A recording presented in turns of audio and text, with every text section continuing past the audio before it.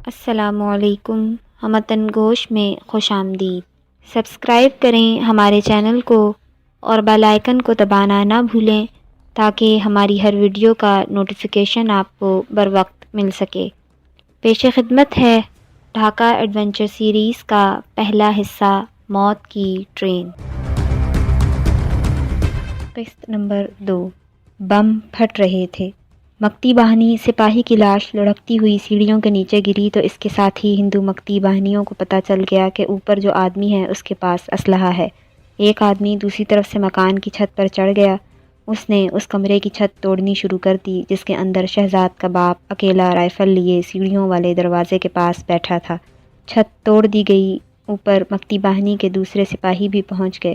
انہوں نے چھت کے سوراخ کے اندر گولیاں چلانی شروع کر دیں۔ شہزاد کا باپ بھی نیچے سے فائرنگ کرنے لگا۔ آخر ایک مکتی باہنی والا کہیں سے 2 دستی بم لے آیا۔ اس نے دونوں دستی بم چھت کے سوراخ میں سے نیچے کمرے میں پھینک دیے۔ 2 دھماکے ہوئے اور شہزاد کے باپ کے جسم کے ٹکڑے اڑ گئے۔ وہ شہید ہو گیا، مگر اس نے اپنے بیٹے کو وہاں سے نکال دیا تھا۔ اس کی روح کو اس بات کا اطمینان تھا کہ اس کا بیٹا شہزاد مکان سے نکل چکا تھا۔ مکتی باہنی کے گنڈوں نے مکان کو جی بھر کے لوٹا اور پھر اسے آگ لگا دی اور دوسرے عملے کی طرف فائرنگ کرتے بڑھ گئے۔ شہزاد اس وقت تیسرے مکان کی چھت پر ایک مرغیوں کے ڈڑبے میں چھپا ہوا تھا۔ جب اس نے دستی بموں کے دھماکے سنے، اس نے ڈڑبے میں سے جھانک کر اپنے مکان کی طرف دیکھا۔ تھوڑی دیر میں اس مکان میں سے آگ کے شعلے بلند ہونے لگے۔ وہ سمجھ گیا کہ اس کا باپ شہید ہو گیا ہے۔ اس کی آنکھوں میں اپنے بہادر باپ کو یاد کر کے آنسو آ گئے، مگر وہ وقت آنسو بہانے کا نہیں تھا۔ اسے اپنی زندگی بچانی تھی۔ اس کے باپ نے کہا تھا، بیٹا، ہر حال میں زندہ رہنا، مصیبتوں کا بہادری سے مقابلہ کرنا اور ایک دن اپنی ماں کے پاس لاہور پہنچنا۔ شہزاد نے دل میں طے کر لیا تھا کہ وہ آنے والی مصیبتوں کا بہادری اور دلیری سے مقابلہ کرے گا اور ایک دن اپنے وطن اور اپنی والدہ کے پاس ضرور پہنچے گا۔ وہ جس مکان کی چھت پر مرغیوں کے ڈڑبے میں چھپا ہوا تھا وہ ایک بنگالی کا مکان تھا۔ وہاں مکتی باہنی والوں کے آنے کا خطرہ نہیں تھا، کیونکہ مکتی باہنی والے ہندو صرف پنجابیوں، پٹھانوں اور بہاریوں کو قتل کر رہے تھے۔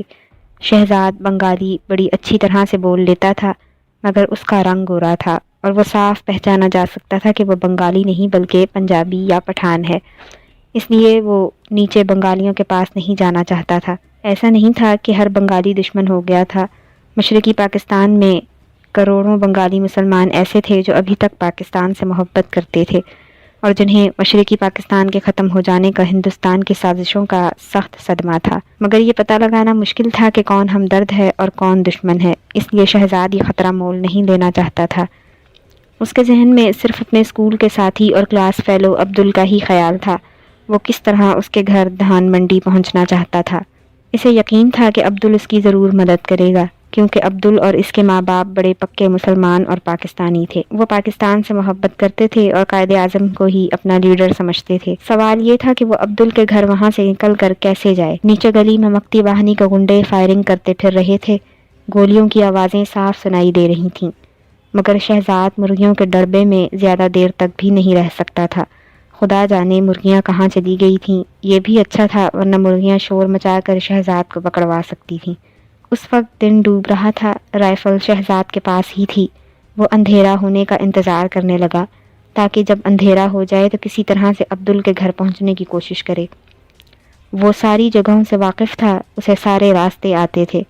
رائفل میں 5 گولیاں بھری ہوئی تھیں۔ اس کے علاوہ شہزاد کے پاس کوئی گولی نہیں تھی۔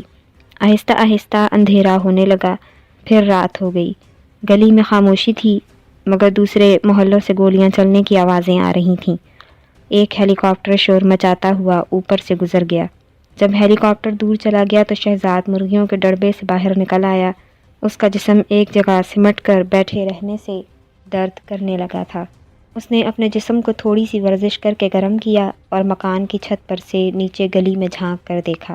گلی میں اندھیرا تھا، کوئی آدمی نظر نہیں آ رہا تھا۔ شہزاد دوسرے مکان کی چھت پر آ گیا۔ وہ مکان کی سیڑھیاں اتر کر نیچے نہیں جا سکتا تھا، کیونکہ مکان کے رہنے والے بنگالی اسے پکڑ کر مکتی باہنی کے گنڈوں کے حوالے کر سکتے تھے۔ شہزاد نے دوسرے مکان کی چھت سے نیچے دیکھا۔ اس مکان کے ساتھ بجلی کا کھمبا لگا ہوا تھا۔ شہزاد اس کھمبے کی مدد سے نیچے گلی میں اتر گیا۔ اس نے پتلون اور جیکٹ پہن رکھی تھی۔ رائفل اس نے کاندھے سے لٹکائی اور تیز تیز قدموں سے گلی میں سے نکل کر دوسری گلی میں داخل ہو گیا۔ یہ گلی آگے اقبال پارک والے محلے کی طرف چلی گئی۔ شہزاد کو اس گلی میں سے گزر کر آگے ایک بازار سے ہوتے ہوئے اپنے دوست عبدل کے گھر جانا تھا۔ جوں ہی شہزاد اقبال پارک والے محلے میں داخل ہوا، اس نے دیکھا کہ مکتی باہنی کے 10-12 غنڈے ایک پنجابی کو پکڑے ہوئے تھے۔ انہوں نے پنجابی کو نیچے لٹا دیا اور اس کے سینے میں سنگین گھونپنے لگے۔ یہ بھیانک منظر دیکھ کر شہزاد وہیں سے پیچھے کو بھاگ گیا اور دوسری گلی میں داخل ہو گیا۔ یہاں جتنے مسلمان پنجابیوں، پٹھانوں اور بہاریوں کے مکان تھے وہ سارے کے سارے مکتی باہنی کے گنڈوں نے لوٹ لیے تھے۔ شہزاد نے جگہ جگہ غیر بنگالیوں کی لاشیں بکھری ہوئی دیکھیں۔ کئی ابھی زندہ تھے اور کراہ رہے تھے، مگر شہزاد ان کی مدد نہیں کر سکتا تھا، وہ اس حالت میں نہیں تھا۔ شہزاد نے اپنے ہوش قائم رکھے، وہ گلی میں سے نکل کر دھان منڈی کو جانے والی گلی میں آیا تو اس نے وہاں ایک پٹھان مولوی صاحب کو دیکھا جو محلے کی مسجد کے خطیب تھے، اور مکتی باہنی کے گنڈے مولوی صاحب کو گریبان سے پکڑ کر کھینچ رہے تھے۔ جانے شہزاد کے اندر کون سا جذبہ ابھرا کہ اس نے رائفل سیدھی کی اور ایک مکتی باہنی گنڈے کا نشانہ لے کر فائر کر دیا۔ گولی گنڈے کے سینے کو پھاڑ گئی، وہ دھم سے نیچے گر پڑا۔ دوسرے گنڈے نے شہزاد کی طرف دیکھا اور مشین گن سیدھی کر کے شہزاد پر فائرنگ کرنے ہی لگا تھا کہ شہزاد کی رائفل سے دوسری گولی نکلی اور دوسرے مکتی باہنی گنڈے کے پیٹ کو پھاڑتی ہوئی نکل گئی۔ وہ بھی وہیں گرا اور تڑپنے لگا۔ شہزاد بھاگ کر مولوی صاحب کے پاس آیا اور بولوا، مولوی صاحب یہاں سے بھاگ جائیں، میں آپ کے لیے یہی کر سکتا تھا۔ پٹھان مولوی صاحب نے شہزاد کی طرف دیکھ کر کہا، بیٹا تمہارا شکریہ۔ یہ کہہ کر مولوی صاحب نے مردہ مکتی باہنی گنڈے کی مشین گن اٹھا لی اور کہا، میں اب اپنی حفاظت کر سکتا ہوں، تم بھی جان بچا کر جدھر بھاگ سکتے ہو بھاگ جاؤ، اللہ مدد کرے گا۔ پٹھان مولوی صاحب اسٹین گن لے کر دوسری طرف نکل گئے اور شہزاد رائفل ہاتھ میں پکڑے دھان منڈی کی طرف بھاگ گیا۔ دھان منڈی کے بازار میں مکتی باہنی گنڈوں کا ایک جلوس نعرے لگاتا فائرنگ کرتا گزر گیا۔ جب بازار خالی ہو گیا تو شہزاد دوڑ کر بازار پار کر گیا۔ بازار کی دوسری طرف ایک تنگ گلی تھی، اس گلی کے آخر میں عبدل کا مکان تھا۔ گلی خالی بڑی تھی۔ شہزاد دوڑتا ہوا اپنے کلاس فیلو اور پکے مسلمان پاکستانی عبدل کے مکان کے دروازے پر آ گیا۔ دروازہ بند تھا۔ شہزاد نے گھنٹی بٹن دبایا۔ اوپر کھڑکی میں سے عبدل نے نیچے دیکھا۔ شہزاد نے دھیمی آواز میں کہا، عبدل میں ہوں شہزاد۔ عبدل نے کہا، میں آ رہا ہوں۔ عبدل بھاگتا ہوا نیچے آیا۔ اس نے دروازہ کھول کر شہزاد کو اندر کیا اور جلدی سے دروازہ بند کر دیا اور بولا، خدا کا شکر ہے کہ تمہیں زندہ حالت میں دیکھا۔ ڈیڈی کہاں ہیں؟ شہزاد نے اسے سارا قصہ سنایا اور کہا، میرا خیال ہے کہ اسے مکتی باہنی گنڈوں نے شہید کر دیا ہے، اب شاید وہ اس دنیا میں نہیں ہے۔ عبدل اپنے دوست شہزاد کو اوپر لے گیا۔ اوپر عبدل کی ماں، بہن اور باپ بیٹے کھانا کھا رہے تھے۔ شہزاد کو دیکھ کر عبدل کے والد نے کہا، شہزاد بیٹا، خدا کا شکر ہے تم زندہ سلامت ہو۔ انہوں نے بھی شہزاد کے باپ کا پوچھا اور یہ سن کر کہ وہ شہید ہو گئے ہیں، عبدل کے باپ نے کہا، بیٹا خدا جانے ہمارے پیارے وطن کو کس کی نظر لگ گئی ہے، بھائی بھائی کے خون کا پیاسا ہو رہا ہے، مگر تم فکر نہ کرو، جب تک ہم زندہ ہیں تمہیں کوئی کچھ نہیں کہہ سکے گا۔ انہوں نے شہزاد کو زبردستی کھانا کھلایا۔ شہزاد کا دل تو نہیں چاہتا تھا۔ عبدل کی والدہ نے کہا، بیٹا کھانا کھانے کو ہمارا بھی دل نہیں چاہتا، مگر کیا کریں، زندہ بھی رہنا ہے۔ شہزاد کھانا کھانے کے بعد وہیں کونے میں چٹائی پر چپ چاپ سا ہو کر بیٹھ گیا۔ عبدل کے بنگالی ماں باپ اور عبدل بھی مشرقی پاکستان کے ختم ہو جانے پر اداس تھے۔ بنگلہ دیش بن گیا تھا۔ شہر میں مکتی باہنی گنڈے اور دوسرے لوگ نعرے لگاتے فائرنگ کرتے پھر رہے تھے۔ عبدل کے باپ نے شہزاد سے کہا، بیٹا تم گھبراؤ نہیں، ہم تمہاری پوری طرح سے حفاظت کریں گے۔ یہاں مکتی باہنی گنڈے آ گئے تو ہم انہیں تمہارے بارے میں کچھ نہیں بتائیں گے، تمہیں مکان کی پچھلی کوٹھڑی میں چھپا دیں گے۔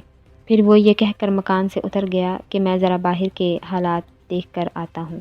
عبدل کا بنگالی باپ مکان سے نکل کر بازار میں آ گیا۔ بازار میں مکتی باہنی والے پنجابیوں، پٹھانوں اور بہاریوں کے مکان اور دکانیں لوٹ رہے تھے۔ کئی جگہوں پر پنجابیوں اور پٹھانوں کی لاشیں بکھری پڑی تھیں، ان کی آنکھیں چاقو سے نکال دی گئی تھیں اور گلے کاٹے ہوئے تھے۔ عبدل کا باپ یہ منظر دیکھ کر ڈر سا گیا۔ وہ کبھی یقین نہیں کر سکتا تھا کہ اس کے شہر میں مسلمانوں کے ساتھ ایسا وحشیانہ سلوک بھی کیا جا سکتا ہے۔ محلے کی دوسری دکانیں بھی بند تھیں۔ ایک دکاندار اپنی دکان بند کر کے تیز تیز قدموں سے گھر کی طرف جا رہا تھا۔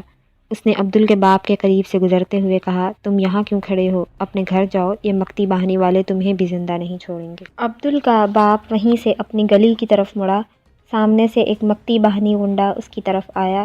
اس کے ہاتھ میں بندوق تھی۔ اس کے ساتھ اسی محلے کا ایک ہندو بنگالی بھی تھا۔ اس نے عبدل کے باپ کی طرف اشارہ کر کے مکتی باہنی گنڈے سے کہا، یہ بھی پاکستان سے بڑی محبت کرتا تھا۔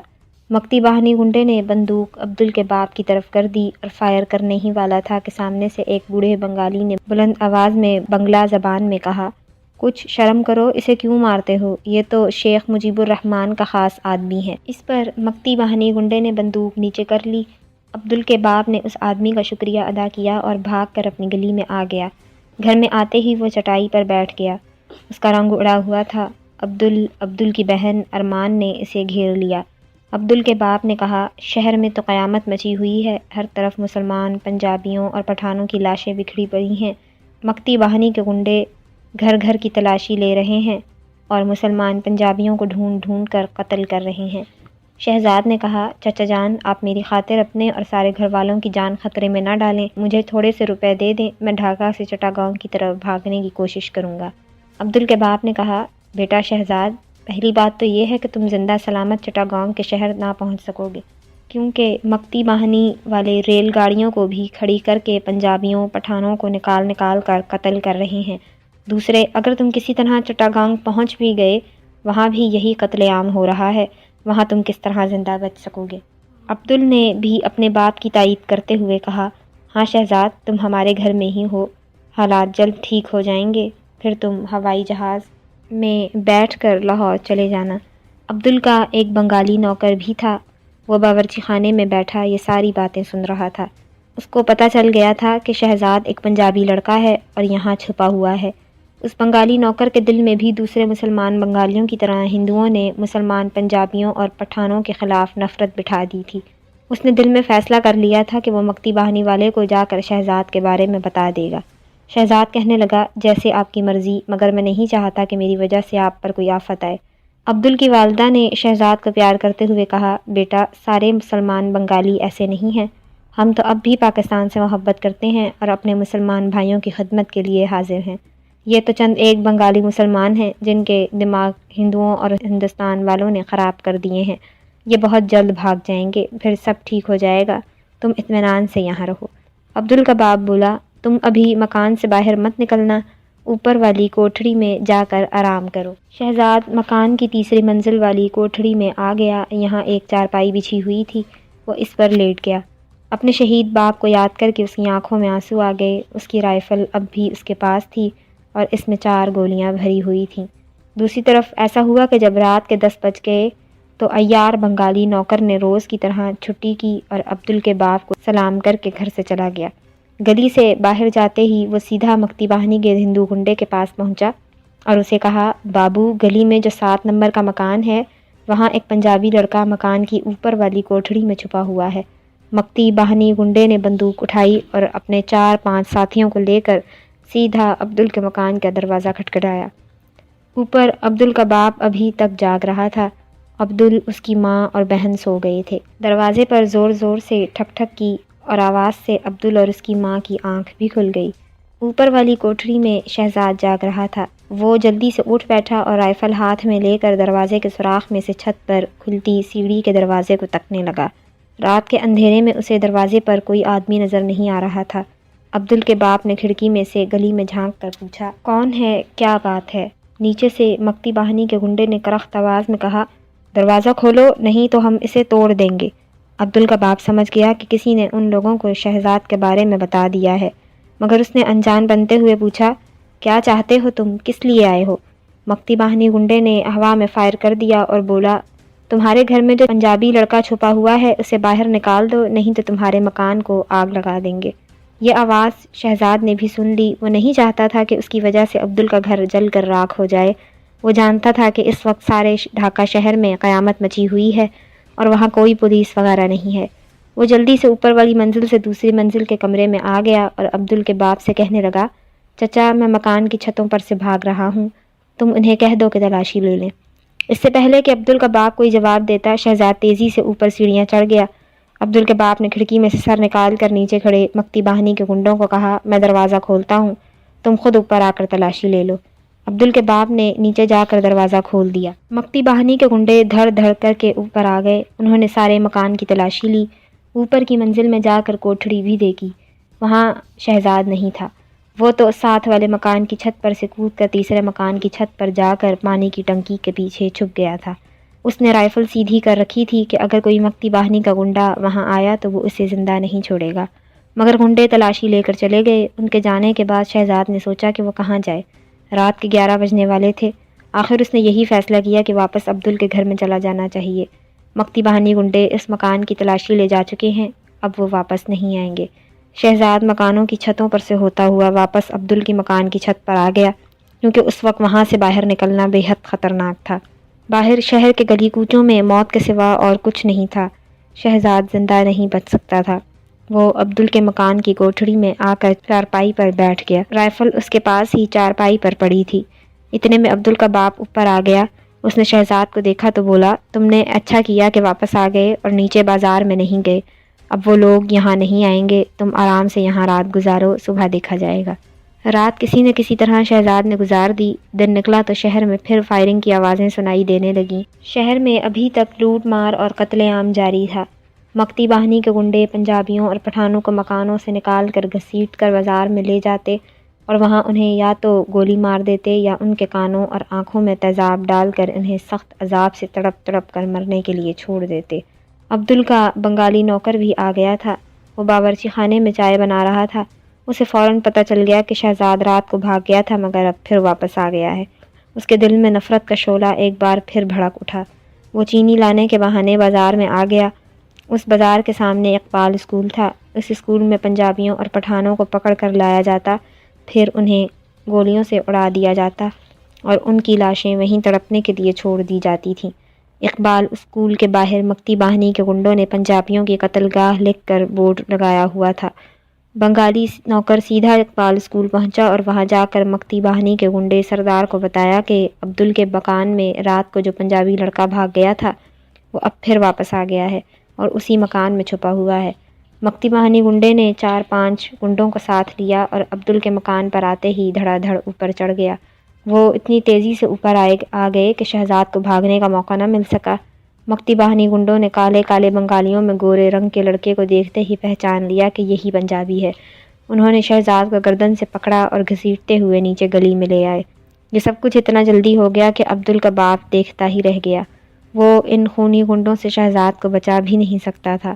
شہزاد کی رائفل بھی اوپر کوٹھڑی میں ہی رہ گئی تھی۔ رائفل ہوتی بھی تو وہ اس کی کوئی مدد نہیں کر سکتی تھی۔ مکتی باہنی گنڈوں نے شہزاد کو گلی میں لاتے ہی مارنا پیٹنا شروع کر دیا۔ وہ اسے گھسیٹتے ہوئے گلی میں سے نکال کر بازار میں لے آئے۔ ایک گنڈا اسے شوٹ کرنے کے لیے رائفل کو سیدھا کرنے لگا تو مکتی باہنی کے سردار نے کہا، نہیں، اسے شوٹ کر کے آسانی سے نہیں مرنے دیں گے، اسے اقبال اسکول کے لیے لے چلو، اس کو تڑپا تڑپا کر ماریں گے، یہ پنجابی ہے، اس کو پاکستانی ہونے کا مزہ چکھائیں گے۔ شہزاد کو پکڑ کر وہ لوگ اقبال اسکول کی طرف چل پڑے جو بازار کی دوسری طرف ایک احاطے میں واقع تھا۔ شہزاد نے موت کو ابھی تک قبول نہیں کیا تھا۔ اس کے ذہن میں بار بار اس کے باپ کا جملہ گونج رہا تھا کہ شہزاد تمہیں زندہ رہنا ہے اور لاہور اپنی ماں کے پاس پہنچنا ہے۔ اس کے ساتھ ہی یہ قسط اپنے اختتام کو پہنچی۔ امید ہے یہ قسط آپ کو پسند آئی ہوگی۔ اگر یہ قسط آپ کو پسند آئی ہو تو اس ویڈیو کو لائک کریں اور زیادہ سے زیادہ شیئر کریں اور کمنٹ کر کے ہمیں بتائیں کہ آپ کو یہ قسط کیسی لگی۔ اب آپ سے اگلی قسط میں ملاقات ہوگی، تب تک کے لیے اللہ حافظ۔